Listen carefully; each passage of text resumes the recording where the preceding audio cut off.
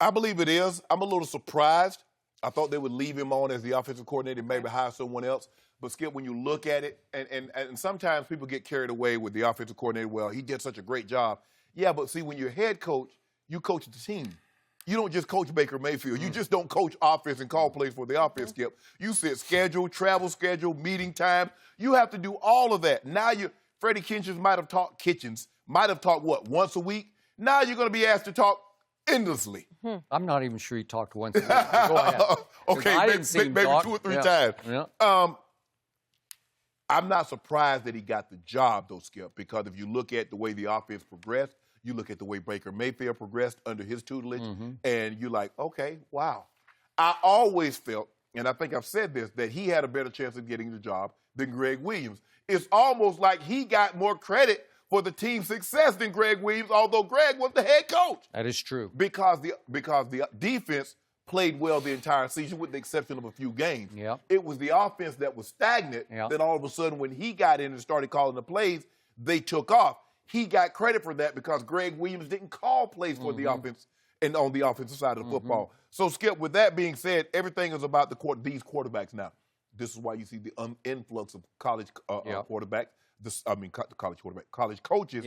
Is that let's find someone that's a couple of years older, not in his 50s or 60s, that can relate, that resonates with these young men, and can call the game like what they're used to having in college. You see a lot of teams opening up. Skip, very few teams play up under center.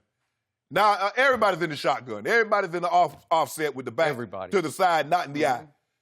So this is where we're going, and Baker seemed to love it. And so at the end of the day, Skip, the quarterback is calling the shot. Because I remember there was a time, general manager, the owner hired a head coach, had no input from the quarterback.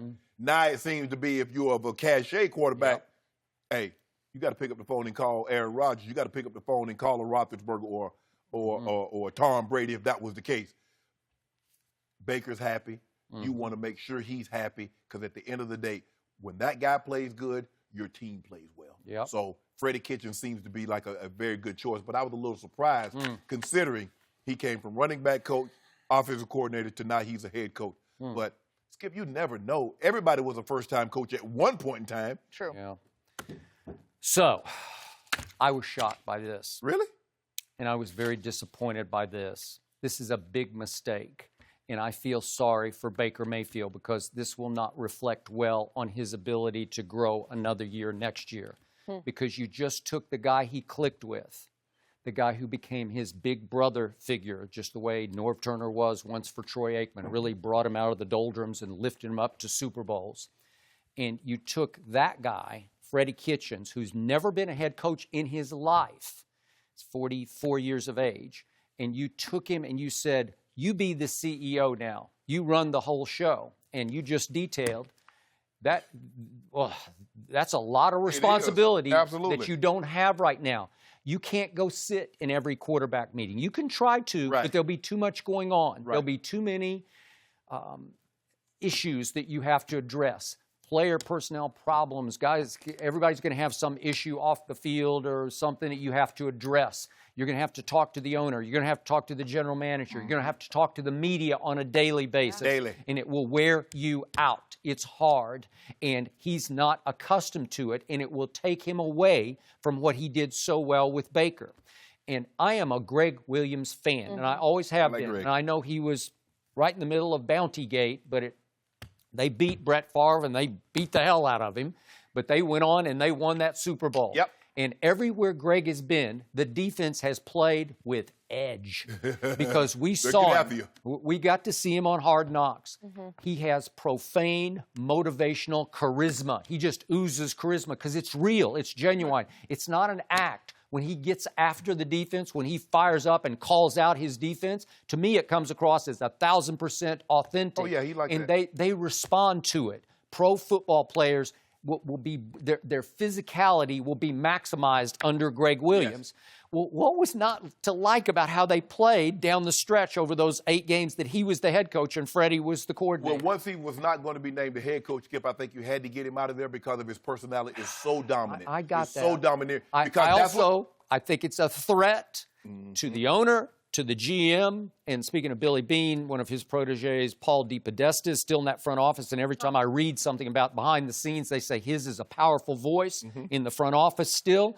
So you have to be able to handle all those guys, and they have to be comfortable with your personality. And Greg rubs everyone the wrong way. Right. So it's threatening. It's like he's not approachable. They can't, Jimmy Haslam can't sidle up to Greg Williams and say, you know, I was thinking about maybe, do you think blitz a little more this Sunday or whatever? He's not going to respond well to that. And Freddie's just happy to be here. It's like, the heavens just opened up, and I just became the head coach of the Cleveland Browns. And in order for you to work for Greg, you got to be a strong head coach. You got to be a Sean Payton. Yeah. You know, he was the D coordinator No, I agree. Jeff Fisher. You got to be really... Freddie Kitchens in his first year as a head coach, Skip, is not going to be able to handle Greg. I got that, but if you'd kept it the way it was, with Greg as he's the head coach and the defensive coordinator. Oh, so you wanted Greg to be the head coach? Yeah, I wanted to keep it. Okay. It worked, man. Every game down the stretch, the 8 games together, I just liked what I saw from the defense and the offense. Obviously, Baker lit up under Freddie Kitchens. He likes it. Well, I fear for Baker that he's just not going to get enough Freddie next year, that he'll have to fall back to whoever the quarterback coach is going to be. And we still don't know who the coordinator is going to be, but that's a big issue because I'll bet you the defense won't be quite as good next year as it was this year. It scared people. Like when they played Baltimore or Pittsburgh, they're like, uh-oh, well, we got to bring it today because these guys are going to show up on defense. Well, I can assure you that Freddie Kitchens, he assured Jimmy Haslam and John Dorsey that he would continue to call plays. Okay. Somebody might have that title. Okay. Just the title. Well, they're the OC. All right. They're not going to call the play. Okay, I got that. But now it's double hard because all of a sudden you have game management under your purview during the game. Like you have to think about not the next play, like, are we going to go for it? Or are we going to punt? Or are we going to, what are we going to do? You know, like there are 1,000 little decisions that get made. Like if a cornerback's getting roasted, are we going to yank him in favor of, well, that's your call. You got to sign off on that. And that's the thing, because normally, Skip, as an offensive coordinator, I can assure you, Josh McDaniel is not watching what's going on with the defense. He's not. When he's as the OC. No. That's Coach Belichick's job. And the D coordinator, Brian Flores, or whatever his title is not watching the offense. He's not. Where Freddie, now, not only does he have to help Baker, like, did you see what they did over here? Can you go sit with him? Yeah, he has to now also look and see what's going on with the defense and like, okay, what's going on out there, Coach? Yeah. So it is asking an awful lot. Like in college, Mike Gundy at Oklahoma State always gets criticized because he'll leave the sideline and go sit with the quarterback while the defense is on the field.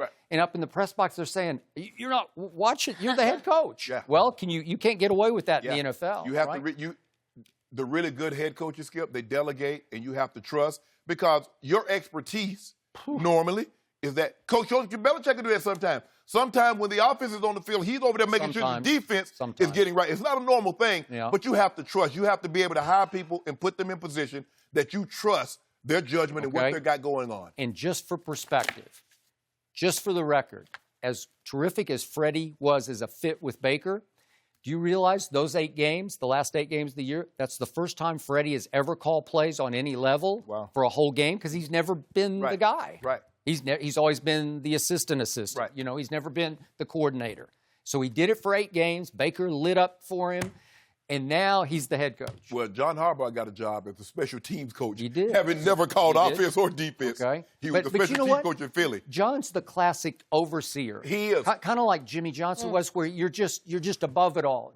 Even Jimmy's expertise was defense, but he's a management. He's the CEO. He's the overseer of all that's happening. If Baltimore would have made a mistake and let him go, I think he would have had his choice of job. Okay, because he's great. I'm with you. He's great. And the Browns took so many steps forward this year. They did. That you hope that Kitchens just furthers their. And they fired Wiley, Skip. Oh, the O-line coach. Yeah, man, they fired the Warriors. It's not going to be as exciting anymore. We need a Hard Knocks version of just his life. Yeah. Well, who's going to do Hard Knocks next year, Skip? Well, maybe Wiley can do a reality. Just he can do his own reality show. Whoever gets Kyler Murray, that's who's going to be Hard Knocks. Really? Is it Arizona? Oh, can you imagine? You keep trying to speak that into existence. You really want... I do. That's what I would do. I do it like that. If I'm the Cowboys, I'd take you. I feel like... Take who? Kyler Murray. Oh, Cowboy, I take Kyler Murray. Okay, Kyler, he box office. You just took it too far there. office. Let's let him get through the weekend first.